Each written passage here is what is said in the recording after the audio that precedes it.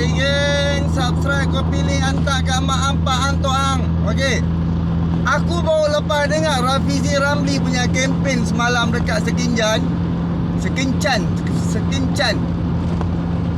Aku tengok punca Rafizi Ramli lah. Najib masuk penjara tau. Punca daripada pendedahan, kebongkaran yang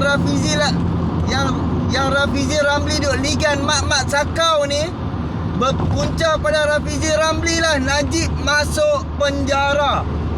Bukan daripada orang lain, bukan daripada siapa-siapa. 10 tahun lepas lagi Rafizi Ramli dah buat kerja, Anwar Ibrahim dah buat kerja, dah menyiasat segala mak nenek. Sebab itulah Najib masuk penjara hari ini. Sebab itulah mak-mak sakau yang ada dalam Malaysia bakal masuk penjara. Kita kena berterima kasih pada Rafizi Ramli. Punca daripada Rafizi lah terbongkar segala-galanya. Punca-punca daripada kerja-kerja keras Rafizi Ramli sewaktu PRU14 hari itulah Pakatan Harapan menang. Dan apabila Pakatan Harapan dapat membentuk kerajaan, bermula itulah terbongkarnya kejahatan-kejahatan Barisan Nasional dan Najib sudah masuk penjara dan bini Najib dah bersalah, dah dijatuhi hukuman. So bila dah dijatuhi hukuman, bermakna memang Najib dan isterinya bersalah. Cuba bayangkan, Najib boleh masuk penjara, Rosmah boleh dijatuhi hukuman bersalah. Apatah Zahid Hamidi, babe. Zahid Hamidi, pangkat dia tertinggi di dalam kabinet hanya timbalan Perdana Menteri. Cuba bayangkan, Najib Perdana Menteri boleh masuk penjara, babe.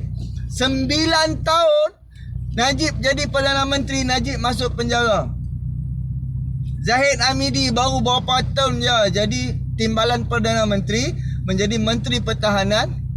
Bayangkan geng. Dan kesalahan-kesalahan yang membuat ada bukti yang kukuh tu setelah ada money trail, ada bukti duit keluar masuk dan ada bukti duit masuk daripada mana, ada bukti duit yang macam duit keluar tu untuk apa, bukti satu-satu ada bukti. Yang seperti Najib Razak dijatuhi hukuman kerana ada money trail, ada bukti penyata bank. Dan siapa-siapa nak buat rasuah, duk nak rompak duit, duk nak solap duit, tapi kalau menggunakan bank memang bersalah. Memang boleh dikatakan memang bersalah. Seperti mana Zahid Hamidi yang 40 kes katanya Zahid Hamidi selamat tu, dia tak selamat mana pun. Macam disebabkan 60,000 Singapura dolar, disebabkan hakim pun confused. Hakim pun mungkin dia tak tahu kata 600,000 Singapura dolar. Hakim pun mungkin dia tak tahu yang Singapura dolar ada duit 10,000. So duit yang akan masuk ke dalam envelope tu hanya 60 keping. 60 keping terbaik mana? 60 keping lebih kurang baru terbaik tu. Jadi kita boleh fikir sendiri geng. Sebab kesalahan ni, apa yang Najib Razak buat, apa geng-geng UMNO buat, geng-geng Mak Sakau buat ni, kesalahan mereka sangat-sangat jelas. Sangat-sangat jelas kesalahan-kesalahan, rompakan-rompakan, kecurian-kecurian yang dibuat oleh geng-geng Barisan Nasional. So kita boleh nilai sendiri, kita boleh fikir sendiri dan undilah Pakatan Harapan. Sebab apa? Sekarang ni apabila Pakatan Harapan dah dapat berbentuk kerajaan, Pakatan Harapan akan ubah sistem Barisan Nasional, sistem yang dibuat oleh zaman Mahathir dulu lagi. Walaupun Pakatan Harapan menang 2018, sistem yang sama dikekalkan sehingga sekarang. Sistem yang sama. Tun Mahathir tak buat perubahan apa-apa pun.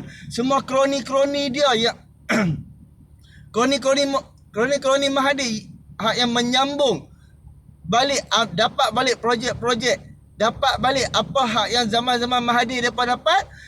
Apabila Tun Mahathir naik menjadi Perdana Menteri kedua, dapat balik. Jadi Tak ada perubahan sistem, hanya GST, hanya stabilkan harga macam harga minyak, hanya nasib baik harga-harga barang tak tergugat waktu tu. Dan apabila naik zaman BN balik, naik zaman Perikatan Nasional, yang orang yang menjadi Perdana Menteri itu dia gagal, memang sangat-sangat jelas gagal menghancurkan negara, menghancurkan ekonomi rakyat, menghancurkan kewangan. Depa tak reti buat kerja. Sebab itulah jatuh kerajaan kita, dan kita dah jatuh 20 tahun ke belakang. Kita boleh nilai sendiri lagi yang kita nak mana satu, kita nak buat perubahan yang macam mana. Kita nak membantu rakyat daripada segi mana. So dengan apa yang Rafizi Ramli bentangkan, Anwar Ibrahim bentangkan, kita perlu buat perubahan. Kita perlu buat perubahan di dalam sistem kewangan, sistem-sistem di dalam Kementerian Pendidikan, sistem-sistem di dalam Kementerian ekonomi lah, itulah ini. Kita perlu buat sistem baru, babe, supaya duit tak bocor. Cuba bayangkan, satu tahun duit yang bocor puluhan bilion, 60 bilion, 70 bilion duit bocor hilang. Bayangkan duit tu pergi mana? Cuba bayangkan 50-60 bilion tu dimanfaatkan kepada rakyat. So kalau sistem UMNO masih dikekalkan sehingga kini, sehingga hari ini, apa yang rakyat akan untung? Malah rakyat akan rugi dan terus rugi, kan. Jadi fikir-fikirkan, tolak Barisan Nasional, tolak Perikatan Nasional, tolak GTA. Ini semua mereka hanya memikirkan kuasa, mereka tak fikir rakyat, mereka tak buat, mereka tak mau buat perubahan pun. Hanya buat dok nak selamatkan diri, hanya dok nak kekalkan kuasa. Lepas tu dengan nak, walaupun dah tua nak mampus pun nak lagi kuasa. Sebab apa? Anak-anak ni kalau si bapa tak jadi macam Perdana Menteri lagi, anak-anak projek tak ada. Anak-anak pun daripada billionaire mungkin akan jadi millionaire saja. Jadi fikir-fikirkan, subscribe, like, komen dan share. Assalamualaikum.